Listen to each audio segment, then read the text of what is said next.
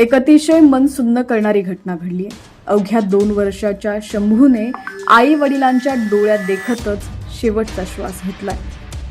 नेमकं शंभू सोबत काय घडलेलं आहे आणि तुमच्या घरात सुद्धा एखादं लहान बाळ असेल तर ही बातमी तुम्ही आवर्जून पहा आणि आपल्या ही लेकरा बाळांची नक्की काळजी घ्या। ज्याच्या हसण्या खिदळण्याने घर भरल्यासारखं वाटायचं, आज तेच घर एकदम शांत झालंय। घरात फक्त आईचा आक्रोश होता। हसतं खेळतं लेकरू डोळ्यासमोर निश्चित पडलं होतं। ती त्याला कवटाळून रडत होती। छत्रपती संभाजीनगर तालुक्यातील कुंभेफळमध्ये काळीत चिरणारी घटना घडली आहे। आईचा आक्रोश पाहून संपूर्ण गाव हादरलंय। खेळता खेळता आपला एकुलता एक मुलगा डोळ्यात देखत काळाच्या पडद्याआड जाईल असं त्या आईला स्वप्नातही वाटलं नव्हतं। खेळता खेळता घात झाला आणि चिमुकल्याचा मृत्यू झाला। रविवारची रात्र दांडगे कुटुंबासाठी काळ रात्र ठरली। 2 वर्षाचा शंभू ज्ञानेश्वर दांडगे घरातल्या जिन्यावर खेळत होता।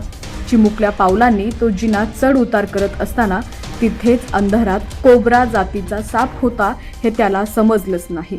उन्हाळ्यामुळे साप आता जमिनीतून बाहेर येत आहेत आणि आडोशाला जाऊन थांबण्याचा प्रयत्न करतायत। मात्र तो जिन्याच्या कडेला निश्चित पडलेला पाहून आईच्या काळजाचा थरकापच उडाला। 2 वर्षाच्या चिमुकल्याचा त्या सापावरती पाय पडला आणि घात झाला। आपल्या लेकराला दंश झालाय हे कुणाला कळायच्या आतच शंभूने जोरात हंबरडा फोडला। लेकराचा रडण्याचा आवाज ऐकताच आईने जिन्याकडे धाव घेतली। पाहते तर काय, शंभूच्या छोट्याशा पायातून रक्ताच्या धारा वाहत होत्या आणि समोर साप होता। सापाला बघताच आई जोरात ओरडली। तिला काय झालं याची कल्पना आली।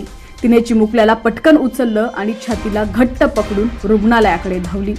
शंभूला वाचवण्यासाठी सगळ्यांनी जीवाचं रान केलं। त्याला उचलून तातडीने दवाखान्यात धाव घेतली।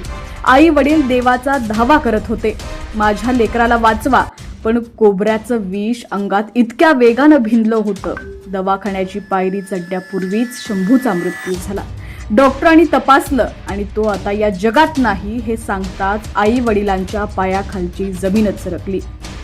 शंभू हा त्याच्या आई वडिलांचा एकुलता एक मुलगा होता। पोटच्या गोळ्याला असं गमावल्यानंतर दांडगे परिवारावर आभाळ फाटलं। ज्या शंभूच्या हाताला धरून भविष्याची स्वप्न पाहिली होती तोच आज कायमचा सोडून गेला। या घटनेमुळे कुंभेफळ परिसरात शोककळा पसरली आहे।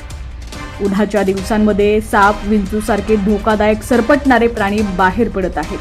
त्यामुळे चिमुकल्यांकडे डोळ्यात तेल ओतून लक्ष द्यायला हवं, नाहीतर घात होऊ शकतो। अडगळीच्या जागी किंवा जिन्यात किंवा लपून बसता येईल अशा ठिकाणी मुलं खेळत असतील तर काळजी घ्यायला हवी, नाहीतर शंभूसारखी परिस्थिती ओढावण्याची शक्यता आहे। अतिशय दुःखद ही घटना घडलेली आहे आणि संपूर्ण परिवारावरच नाही तर संपूर्ण गावावरती दुःखाचा डोंगर कोसळलेला आहे।